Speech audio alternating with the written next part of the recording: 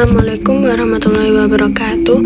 Perkenalkan, nama saya Karisma Faranisa Effendi dengan NIM 212111319 dari kelas S3I, mata kuliah Fikih Siasah, dosen pengampu Bapak Danu Aris. Di sini saya akan mempresentasikan dari poster ilmiah saya mengenai konsep siasah dusturiah. Langsung saja, yang pertama, siasah dusturiah memiliki pengertian adalah bagian fikih siasah yang membahas masalah perundang-undangan negara. Dalam bagian ini dibahas antara lain konsep-konsep konstitusi, legislasi, lembaga demokrasi, dan syura yang merupakan pilar penting dalam perundang-undangan tersebut.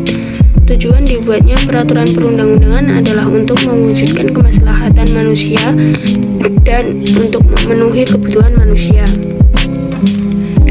Lanjut ke permasalahan.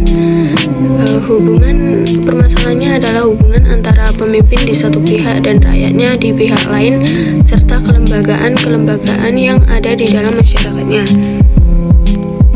Oleh karena itu, dalam fikih siasah dusturiah ini biasanya dibatasi hanya membahas pengaturan dan perundang-undangan yang dituntut oleh hal ihwal kenegaraan dari segi bersesuaian dengan prinsip-prinsip agama dan merupakan realisasi kemaslahatan manusia serta memenuhi kebutuhannya.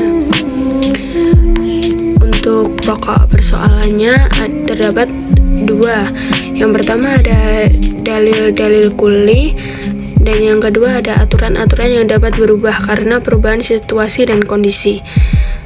Yang pertama, dalil-dalil kulli itu baik ayat-ayat Al-Quran maupun hadis, maqasidu syariah, dan semangat ajaran Islam di dalam mengatur masyarakat yang tidak akan berubah bagaimanapun perubahan masyarakat itu.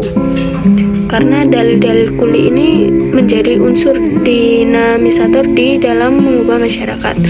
Dan yang kedua ada aturan-aturan yang dapat berubah karena perubahan situasi dan kondisi, termasuk di dalamnya hasil ijtihad ulama meskipun tidak seluruhnya.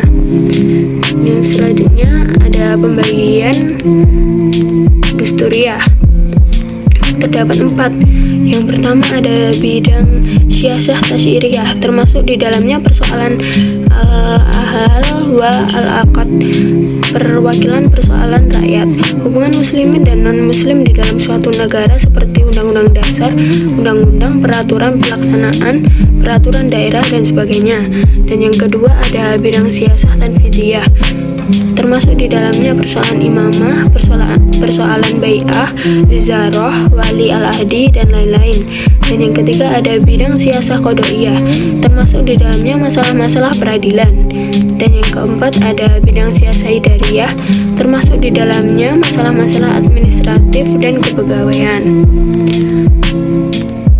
Lalu ada tugas utama dari dusturiah. Ada 3. Yang pertama, tugasnya menciptakan perundang-undangan yang sesuai dengan ajaran Islam. Untuk melaksanakan tugas ini, maka negara memiliki kekuasaan legislatif. Dalam hal ini, negara memiliki kewenangan untuk melakukan interpretasi, analogi, dan inferensi atas nas-nas Al-Quran dan Al-Hadis. Interpretasi adalah usaha negara untuk memahami dan mencari maksud sebenarnya tuntutan hukum yang dijelaskan nas. Adapun analogi adalah melakukan metode kias suatu hukum yang ada nasnya terhadap masalah yang berkembang berdasarkan persamaan sebab hukum. Sementara inferensi adalah metode membuat perundang-undangan dengan memahami prinsip-prinsip syariah dan kehendak syar'i. Lalu yang kedua ada tugas melaksanakan undang-undang. Untuk melaksanakannya, negara memiliki kekuasaan eksekutif. Di sini negara memiliki kewenangan untuk menjabarkan dan mengaktualisasikan perundang-undangan yang telah dirumuskan tersebut. Dalam hal ini, negara melakukan kebijakan baik yang berhubungan dengan dalam negeri maupun yang menyangkut dengan hubungan dengan negara lain. Dan yang ketiga ada tugas mempertahankan hukum dan perundang-undangan yang telah diciptakan oleh lembaga legislatif. Tugas ini dilakukan oleh lembaga yudikatif. Dalam sejarah Islam, kekuasaan lembaga ini biasanya meliputi wilayah al-hizbah atau lembaga peradilan untuk menyelesaikan perkara-perkara pelanggaran ringan seperti kecurangan dan penipuan dalam bisnis, serta wilayah al-qada atau lembaga peradilan yang memutuskan perkara-perkara antara sesama warganya baik perdata maupun pidana, dan wilayah al-mazalim yaitu lembaga peradilan yang menyelesaikan perkara penyelewengan pejabat negara dalam melaksanakan tugasnya seperti pembuatan keputusan politik yang merugikan dan melanggar kepentingan atau hak rakyat, serta perbuatan pejabat negara yang melanggar HAM rakyat.